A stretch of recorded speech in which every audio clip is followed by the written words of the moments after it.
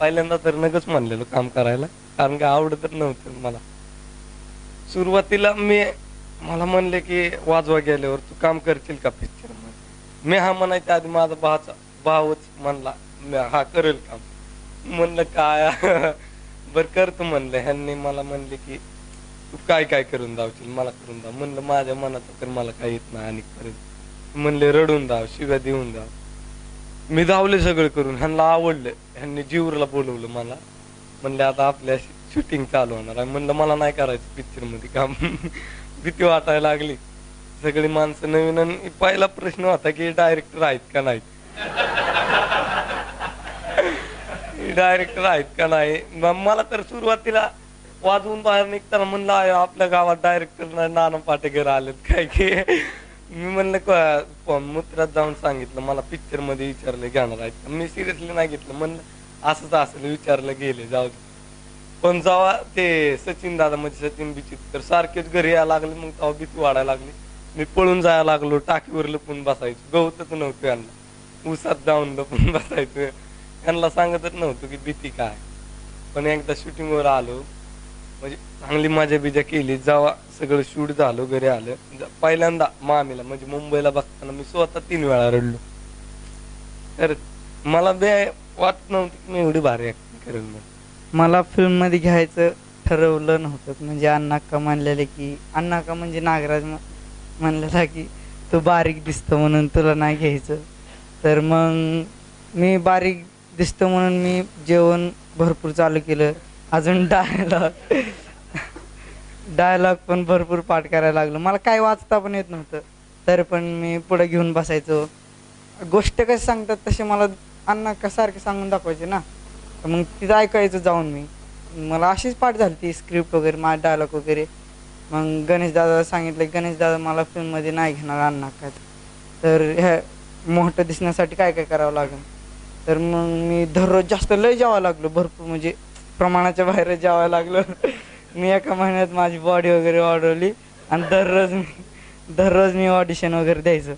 तर मग फिल्मच्या Fandry film album होता, तर त्याच्यात माझं नाव आलं की सूरज पवार पिऱ्याची भूमिका करते म्हणते. मला भरपूर आनंद झाला.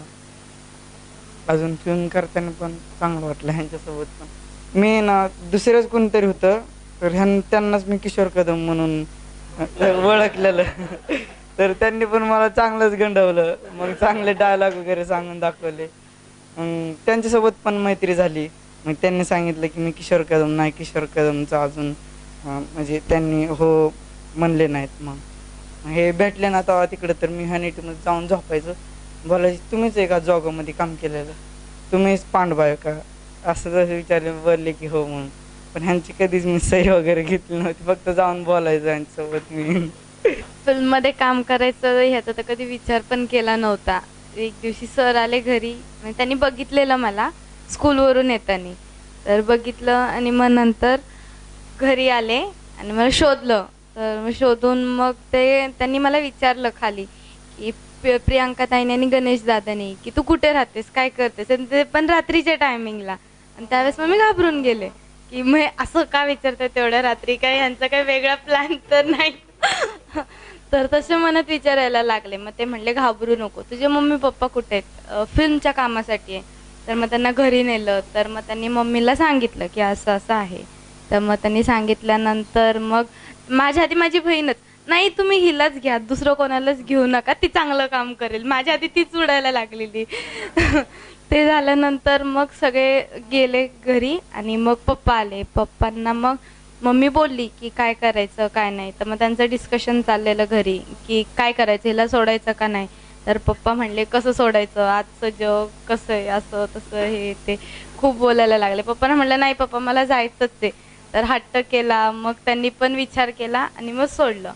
मग फिल्म करायला म्हणजे फिल्मची सुरुवात झाली आमच्या शूटिंगची. तर त्यावेळेस पण खूप आम्ही मज्जा केली. मी, ऐश्वर्या शिंदे आणि श्रुती आवटे, आम्ही तिघीजणी बेस्ट फ्रेंड्स होतो, म्हणजे आहोत. पण तिथं सेटवर खूप पण मज्जा केली. श्रुती आवटे आणि मी, आम्ही आणि ऐश्वर्या शिंदे, आम्ही तिघींनी एक डान्स बसवलेला. त्या टाईममध्ये एक फेमस गाणं होतं आरे प्रीतम प्यारेवर, त्याच्यावर आम्ही डान्स बसवलेला. मग आम्ही सगळ्यांना त्या दिवशी करून दाखवला. आणि मग एकमेकांना चिडवायचं, काही पण अशा गोष्टी खूप मजा केल्या त्यावेळेस मग.